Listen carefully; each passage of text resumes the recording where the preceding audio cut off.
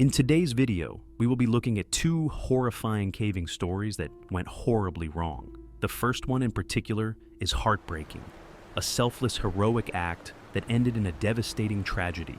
While in the second case, the trapped caver's mind was consumed by a haunting thought. Would his fate mirror the tragic end of Floyd Collins? As always, viewer discretion is advised. May 30th, 1999, was supposed to be an ordinary day for Francis Reyes, a seasoned caving guide and an instructor with the National Cave Rescue Commission.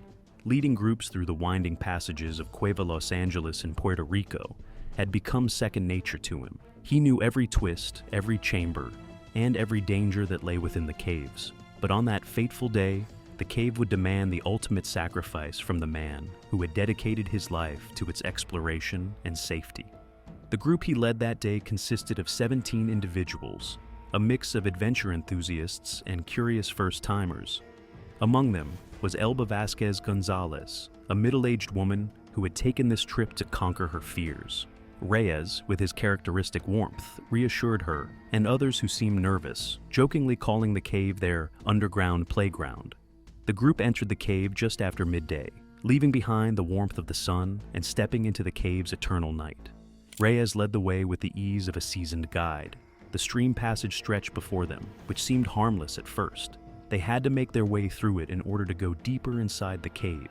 For most of them, this was an adventure unlike any other, wading through shallow waters, navigating slippery rocks, and marveling at the underground beauty surrounding them.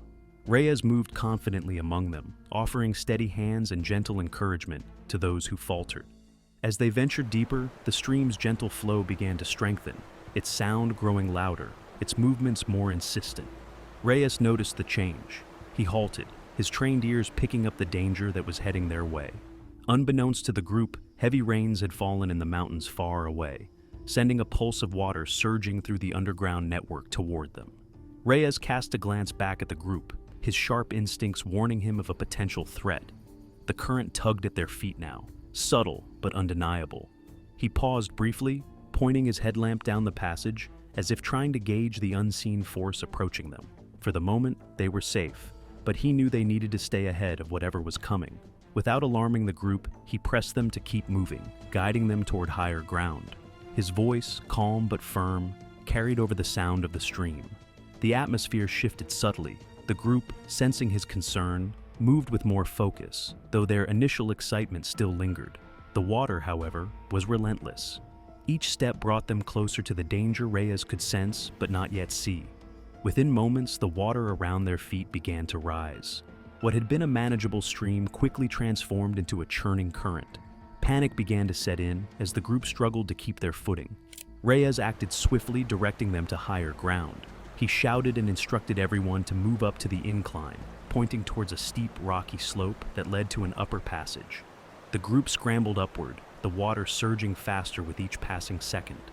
The sound of the flood was deafening, a roar that drowned out all other noise.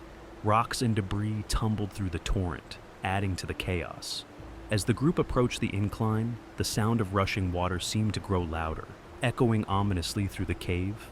The passage narrowed, the walls pressing closer, and the current became more insistent, tugging at their legs like unseen hands. Vasquez struggled to keep her balance on the slick, uneven ground, her movements unsteady and faltering. Her breath came in quick, shallow gasps, fear taking hold as the water surged around her. Then it happened. Her foot slipped on a hidden rock beneath the surface, and she lost her balance. The current seized her with brutal force, yanking her downstream in an instant. The group froze, their hearts dropping as they watched her body twist and tumble in the torrent. Her scream was short-lived, a piercing cry swallowed by the roaring floodwaters. She was thrown violently against the jagged walls, her head striking the rock with a sickening hollow sound. Her body went limp, caught in the grip of the unforgiving current. For a moment, time seemed to stand still, the cave filled only with the thunderous rush of water and the distant, haunting echo of her impact. Without hesitation, Reyes sprang into action. There was no deliberation, no second-guessing. He simply moved, diving headfirst into the churning water. The torrent immediately fought against him, clawing at his limbs and threatening to pull him under. But he pushed forward, his every muscle straining against the surge. The group could only watch, their faces etched with terror as he disappeared into the chaos.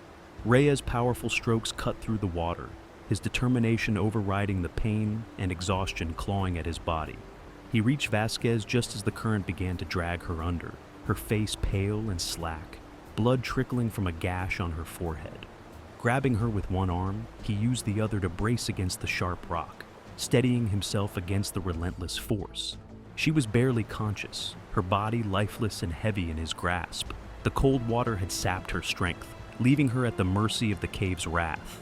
Reyes pulled her close, shielding her fragile form as debris swirled around them, the sharp edges threatening to tear at their skin. His breath came in ragged bursts, each movement a battle against the surging flood. The climb back toward safety was harrowing. Reyes, burdened by Vasquez's weight and the punishing current, inched his way toward the incline. Every step was agony, the water battering him with unrelenting force, the sharp rocks biting into his hands and legs. His muscles burned, his vision blurred, and his lungs screamed for air, but he refused to let go. He could hear the shouts of the group above, their frantic voices urging him on, though their words were lost in the cacophony of the flood.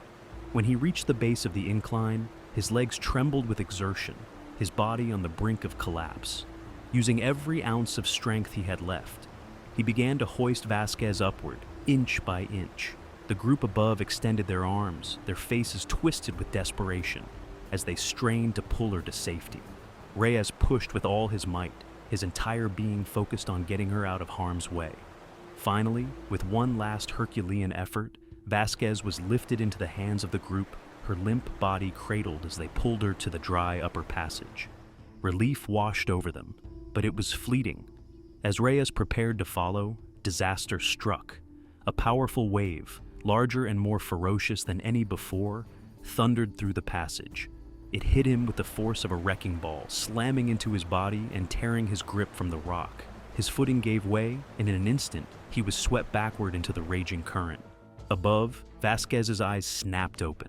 Dazed and bloodied, she screamed in horror as she saw Reyes being carried away. Her voice, raw and broken, echoed through the cavern, cutting through the chaos. She scrambled to the edge, her trembling hand outstretched toward him, desperate to pull him back. For a fleeting moment, their fingers brushed, a fragile connection in the midst of the maelstrom. But the water was merciless, ripping him away before she could hold on. Her scream tore through the cave, filled with anguish and despair. The group above could only watch, helpless, as Reyes was carried into the darkness. His headlamp flickered weakly, a small, distant light swallowed by the relentless flood. Then it was gone, leaving behind only the sound of the rushing water and the hollow ache of loss. The remaining guides took charge, leading the group to a dry chamber higher in the cave. The climb was grueling, the rocks slick and the air cold. Once there, they huddled together, their spirits crushed by the loss of their leader. Vasquez, though physically injured, was inconsolable. She sat apart from the group, her body trembling with sobs. One of the other guides, a longtime friend of Reyes, sat beside her to make sure she was all right. Outside the cave, the absence of the group had raised alarms. Rescuers were mobilized and arrived at the entrance by dawn. The operation was fraught with difficulty as the floodwaters remained high and the passages unstable. After hours of careful navigation, the rescuers reached the trapped group. Vasquez, weak but determined, insisted on walking out with assistance, her mind still consumed by the memory of Reyes' sacrifice. The group emerged into the daylight, their faces etched with exhaustion and sorrow. Vasquez was taken to the hospital, where her injuries were treated. She was later reported to be in fair condition, her physical wounds healing, though the emotional scars would remain. Reyes' body was recovered later that day, found downstream from where he had been swept away. News of his death spread quickly, and tributes poured in from the caving community. While recovering, Vasquez often bore the weight of guilt, blaming herself for the tragedy. Reyes' companions, learning of her anguish, would visit her to offer comfort and share stories about the man he was. They recounted his selflessness, his unwavering courage, and his instinct to help others without hesitation. He lived for this, they would say, and he would have done the same for anyone. That's who he was, a man who put others before himself, no matter the cost. To those who knew him, Reyes was more than just a guide. He was a mentor, a protector, and a friend. The next story takes us to a different cave, where the shadows of past tragedies haunt these spelunkers. It was August 11th, 1990 in the Bighorn Mountains of north-central Wyoming. Blaine Davis, Dave Baker, and Monty Harnden approached Rotorhead Cave, carrying their backpacks that were loaded with digging tools and equipment. The entrance was barely noticeable, a sinkhole hidden among the pines and moss-covered rocks, leading to the depths below. It was a place they'd explored before, a cave that promised hidden passages waiting to be unearthed. The group's goal that day was clear: dig past the debris choke where a faint draft hinted at unexplored chambers beyond. The first chamber they entered was low and broad, and it was easy for them to wriggle their way through it. The air inside the cave had an earthy scent to it, drawing them even more into the adventure that lay ahead. The trio worked efficiently, clearing rocks and soil from the choke. After about 30 minutes of digging, they uncovered enough of the obstruction to make an attempt at passing through.